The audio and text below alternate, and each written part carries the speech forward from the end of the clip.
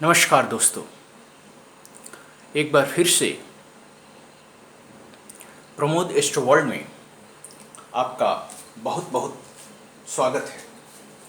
आज हम आपको एक नए विषय की जानकारी देने जा रहे हैं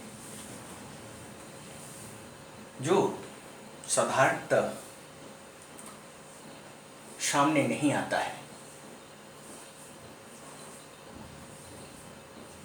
जो भी व्यक्ति जन्म लेता है, हर व्यक्ति के अंदर कुछ न कुछ आकांक्षाएं रहती है, बड़ा बनने की, धन कमाने की, या किसी की यह भी इच्छा होती है कि वह नेतागिरी करे, बड़ा हो, मंत्री पद प्राप्त करे, और किसी की इच्छा यह होती है कि वह अपने बलबूते समाज सेवा करे और समाज को एक नए रास्ता दिखाकर उस ओर ले चले। तो आइए इस सामाजिकता पर रोशनी डालते हैं अपने हाथ की लकीरों को देखकर। क्या वो लकीर हमारे हाथों में है? इसे जानने के लिए सबसे पहले हम इस व्हाइट बोर्ड पर अंकित हाथ की ओर देखेंगे। तो दोस्तों, सबसे पहले हम यह देखने की कोशिश करेंगे कि क्या चिन्ह है जो हमें यह दर्शाता है कि हम समाज सेवा भी कर सकें, नेता भी बन सकें और आगे भी जा सकें।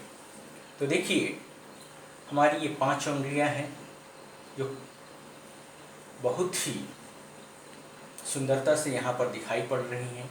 ये बृहस्पति को दर्शाती है, शनि को दर्शाती है, सूर्य को दर्शाती है और बुध को दर्शाती है। यहीं से जीवन रेखा का इस तरह से उदय होता है। जीवन रेखा के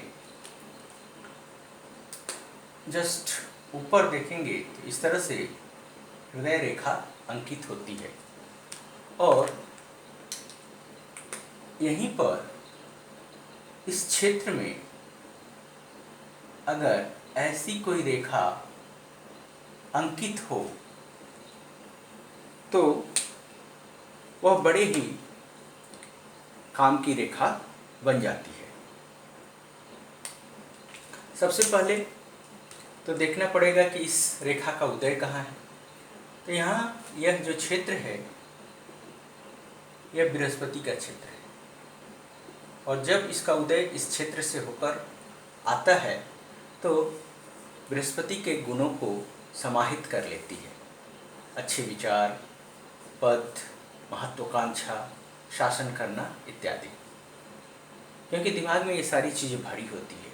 दूसरी, ये जो मस्तिष्क रेखा है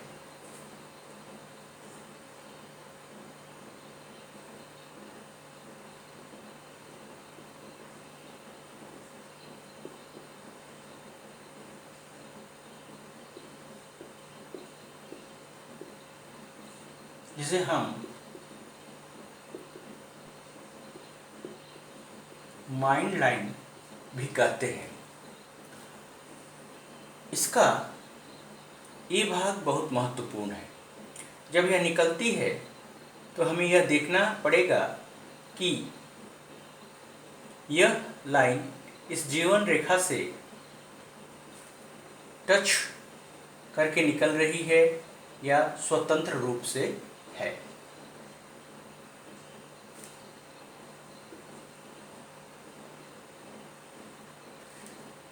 अगर इससे मान लीजिए कि इस तरह से टच करके निकल रही है तो अलग बात है। तो जो भी हम चीज़ ये करेंगे अपने से, घर वालों से पूछताछ कर करेंगे, सबके विचार विमर्श से हम चीज़ों को करेंगे।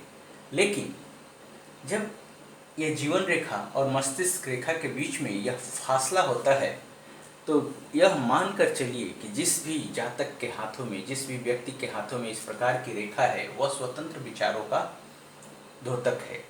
उसके विचार स्वतंत्र होंगे, उसकी इच्छा शक्ति अलग होगी, वह अपने तरीके से कार्यों को करने की कोशिश करेगा। और अगर इस तरह से रेखा निकली हुई है और यह रेखा लंबी है, इसका अर्थ है कि उसका जो ब्रेन है, मस्तिष्क है, वह बहुत उर्वरक है, काफ़ी कुछ छिपा है और वह तेज दिमाग वाला व्यक्ति है।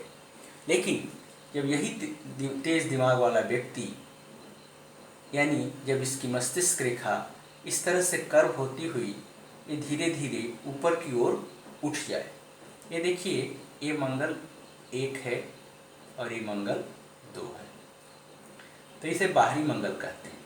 तो अगर यह मस्तिष्क रेखा इस बाहरी मंगल की तरफ मुड़ जाए तो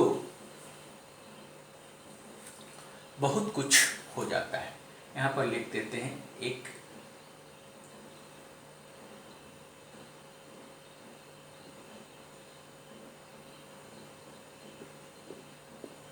भीतरी मंगल और 2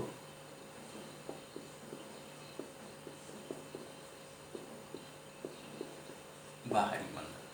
तो जब यह मस्तिष्क रेखा इस बाहरी मंगल की तरफ इस तरह से मुड़ जाए तो व्यक्ति में ये जो भी जिस भी बुद्धि वाला है, यह जो क्षेत्र है अपने आप में विचारों का क्षेत्र है, बौद्धिकता का क्षेत्र है।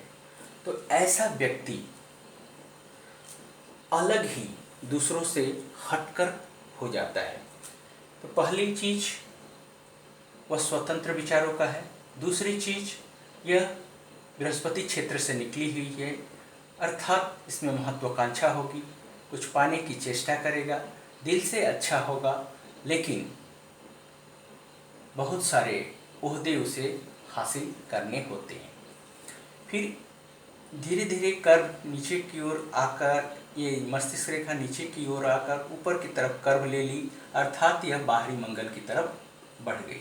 और बाहरी मंगल की तरफ बढ़ने का अर्थ हुआ कि ऐसा व्यक्ति स्वतंत्र विचारों का होकर अगर अपने विवेक का, बुद्धि का उपयोग दूसरों की भलाई के लिए करता है तो वो बहुत ही सफल होगा। कभी कभी देखने में ऐसा भी आता है कि इन दोनों रेखाओं के बीच में गैप ज़्यादा हो जाता है और इस गैप के अधिक रहने से वह अपने घर वालों की कोई बात नहीं सुनता, चाहे परिवार हो, बीवी बच्चे हो, सबको एक तरह से त्याग कर, तिलांजलि देकर अपने मन की बात करता है, अपने जिद को पूरा करता है और समाज कल्याण के लिए उतर पड़ता है।